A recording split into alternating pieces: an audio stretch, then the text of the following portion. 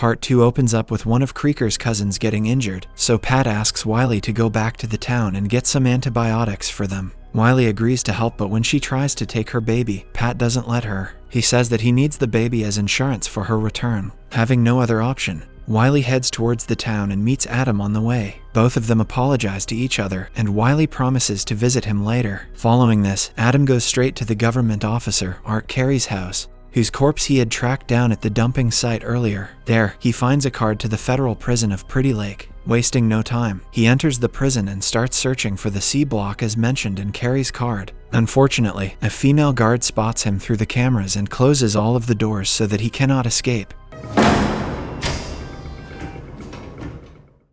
On the other hand, one of Chuck's friends, Vince, becomes sick and starts vomiting. Everyone gathers around him, thinking that he might have been affected by the virus. However, Gord mentions that it cannot be true as Vince is showing no symptoms. Gord then checks around his stomach and deduces that his appendix has ruptured. He calls Chuck aside and tells him that they need to take Vince to a hospital as soon as possible. Chuck agrees to do so, but for this, they will have to cross the border. Gord despises the idea, but Chuck tells him that his father has a plane with the help of which they can get to the other side of the border. Just then, another one of Chuck's friends, Kevin, states that he knows how to fly a plane. After a while, Wiley arrives at the pharmacy where Chuck is discussing with his mates and inquires if they could provide her with some antibiotics. At first, Chuck agrees, but when he learns that Wiley is staying at the Creakers, he refuses. He mentions that he will only help the Creaker family if Ronnie returns all the drugs that he stole from the store earlier. Willie tries to make it clear that the antibiotics are not for Ronnie, but Chuck ignores her. In the next scene, after knowing that Chuck didn't allow Wiley to get the antibiotics, Pat decides to get the job done by himself. Right then, Ronnie regains his consciousness, but feels extreme pain in the head.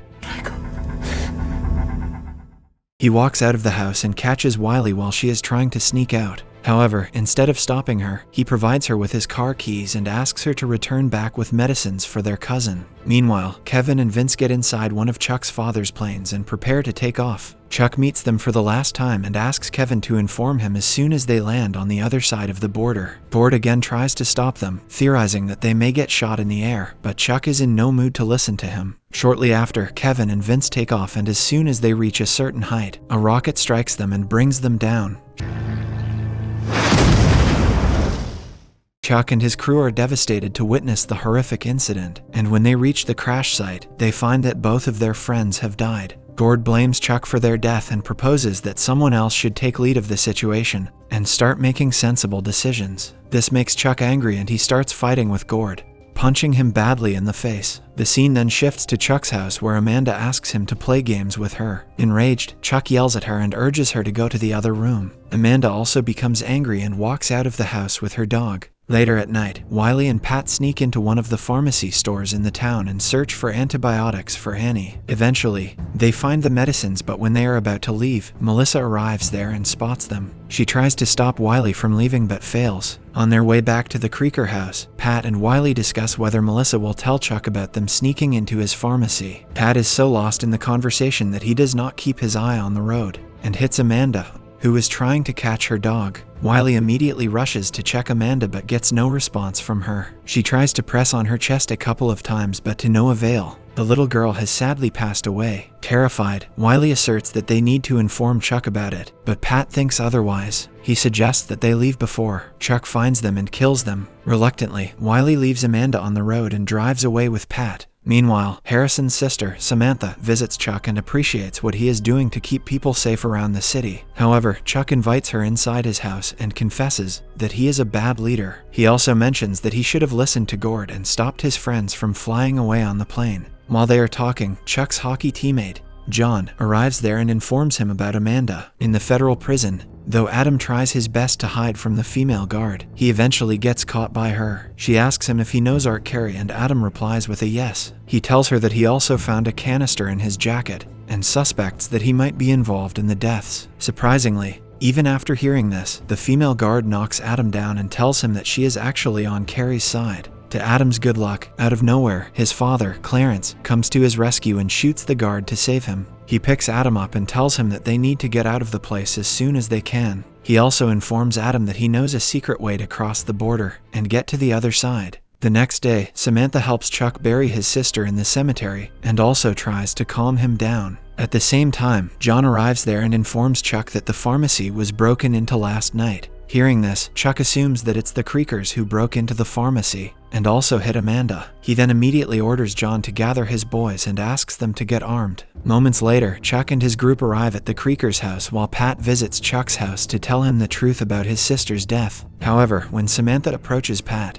he reveals that he killed Amanda. On the other hand, Chuck enters the Creeker residence, but finds no one inside. Suddenly, one of the boys calls Chuck and asks him to take a look at Pat's car. Chuck removes the cover of the car and notices that there are blood stains at the front of the car. In the following scene, Clarence can be seen telling Adam about a secret tunnel through which they can get to the other side. Clarence states that he only came back for his son, and that he is the one who created the virus. He also makes it clear that the government can kill everyone to clean up their mess. Before Adam can say anything, Clarence vomits blood and dies on the spot. Back at Chuck's house, Ronnie and his cousins arrive there, carrying guns, and ask Samantha about Pat. Samantha tells them to lower their weapons and suggests they end the dispute by meeting Chuck and Pat at the church. Later, at the church, Pat agrees to offer justice for Amanda's death even if it means Chuck killing him. Ronnie tries to stop him, but he does not listen and urges him to end his rivalry with Chuck. After a bit of the argument, Chuck decides to shoot Pat for justice. Everyone else tries to stop him, and Wiley steps in front of Pat, mentioning that she is also responsible for Amanda's death. Right then, Melissa shows up and urges her sister to tell Chuck about her baby's father. Hearing this, Wiley gets angry at first but soon reveals to everyone that Chuck's father, Charles, is actually the dad of her baby. In the meantime, everyone receives a message on their smartphones, mentioning that the quarantine will soon be lifted after all of them are inoculated. As soon as the group gets the message, they become excited, but when they are about to leave the church, Adam arrives there and tells them that it is a trap and the government wants to kill each one of them.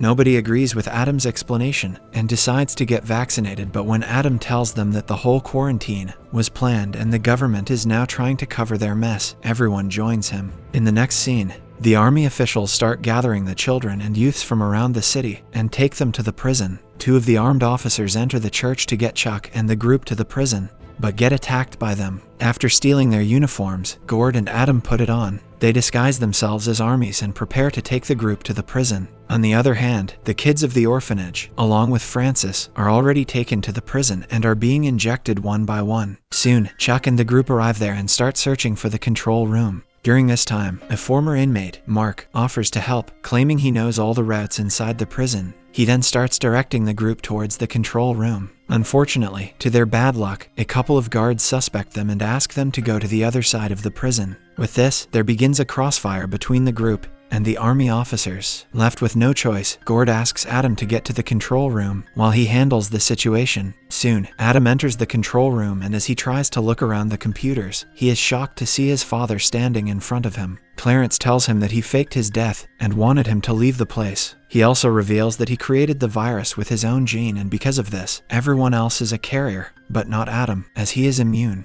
When Adam inquires as to why he did so, Clarence replies that he did everything to control the growing population around the country and the world. At last, he mentions that the only way to control the spread of the virus is to eliminate all the carriers. Hearing this, Adam shoots and kills Clarence and decides to save his people. Meanwhile, Pat and Chuck form a group and begin fighting with the army officers. Soon, Chuck's gun runs out of ammo and Pat suggests he hide at a place while he takes control of the opponents. The scene then shifts to the van which is carrying Melissa and Wiley to the prison. Wiley yells at the officers to stop the van and let them go, but the officers do not listen to her. Suddenly, the driver loses control and the van crashes to the side of the road. Everyone else is dead except Wiley and her son. She tries her best to wake Melissa up, but after realizing that it's of no use, she walks away. Elsewhere, we see all of the army officers lying dead on the floor as the virus got into them and killed them instantly. Pat has also died while trying to save Chuck. Ronnie and Tracy are devastated to see their brother in such a condition. The episode ends with Wiley sitting beside Adam in the control room while he tells her that he knows a secret route to get out of this place. Subscribe to see more videos like this, turn on the notifications, and leave a like to help the channel out. Don't forget to watch part 3. Thanks for watching.